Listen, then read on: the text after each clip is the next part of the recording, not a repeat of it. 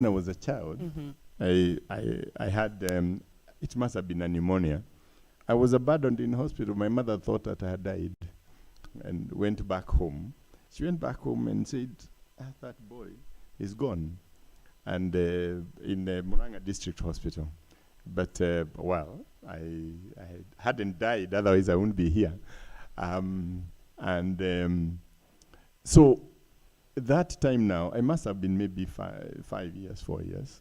So I became like a special child to her, like somebody, because in her mind, it was like, you know, I had resurrected because she was sure that I had passed on. So to Thika High School, luckily, unlike my brother's worries, I did pass well, and I went to Thika High School. Now, my brother, three of my brothers and my cousin had gone to Jiris High School. So I thought I would go to Jiris. But one of my brothers had gone to Thika High School, I think, during their trips, and he liked the school. So he told me, don't choose Jiris High School. Choose Thika High School. Now, there used to be a high school next to in our village. It was called Jombe.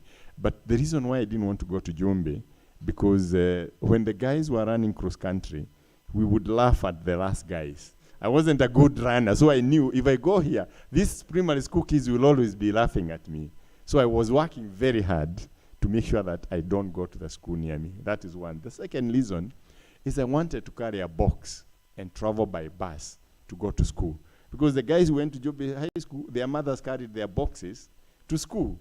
So they didn't travel to Muranga, to Thika. So, well, I was lucky because we passed 2 of us in our class, myself and another girl who went to Mugoiri. And mind you, this is out of a class of about, we are about 60 children. So I got to Thika High School, and my first cultural shock, that time Thika High School had, on looking at, and one of the guys was saying, became good in doing both science and arts.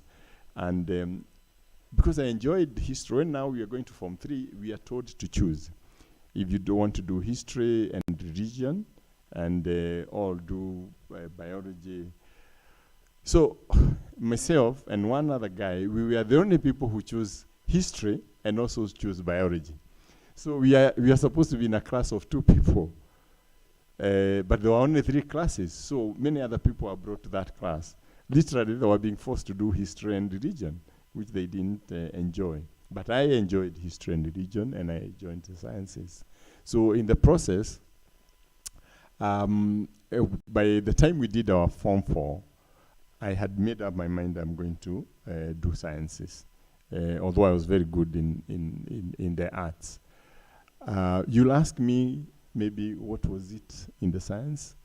I think I was just intrigued when we did our dissection of frogs, because we did quite a lot of that. And we had very, very good teachers. Our biology teacher had a PhD. He had a doctorate teaching from 2 boys. Can you imagine? Yes, he was from the UK.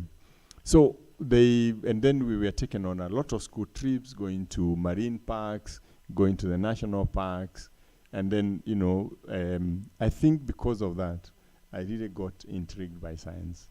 So by the time I did Form 4, I didn't know that I was going to be a doctor.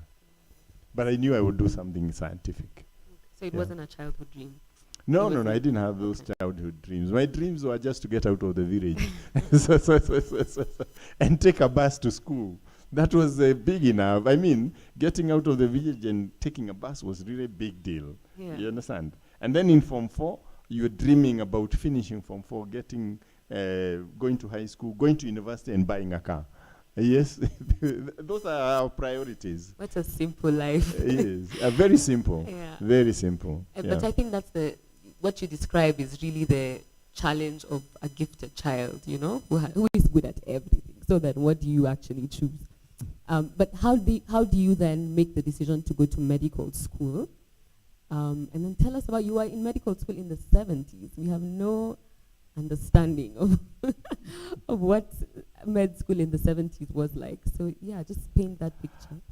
Well, now when I decided to do science, you could do either maths, chemistry, and biology in our school, or you could do physics, chemistry, and biology.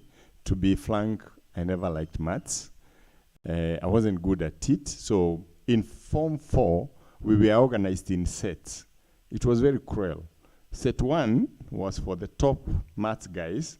Set 2 was the medium guys. Set 3 were for the mediocre guys. And would I tell you that I was in set 3? Yes, so set 3 were the guys that really didn't like maths. So when we were choosing, obviously I was not going to do maths, chemistry, and biology. I chose to do physics, chemistry, and biology. Now, in that school, the people who did maths, chemistry, and biology, or physics, chemistry, and biology, it was almost automatic that our first choice was medicine. We had an English, a biology teacher who was an English woman. She really impressed on us that, look, you're in Thika High School, you're doing science, PCB, MCB, you're destined to do medicine. So really she's the one, and it is true because in my class of medicine, we were 120, and 14 of the boys came from Thika High School. They were my classmates.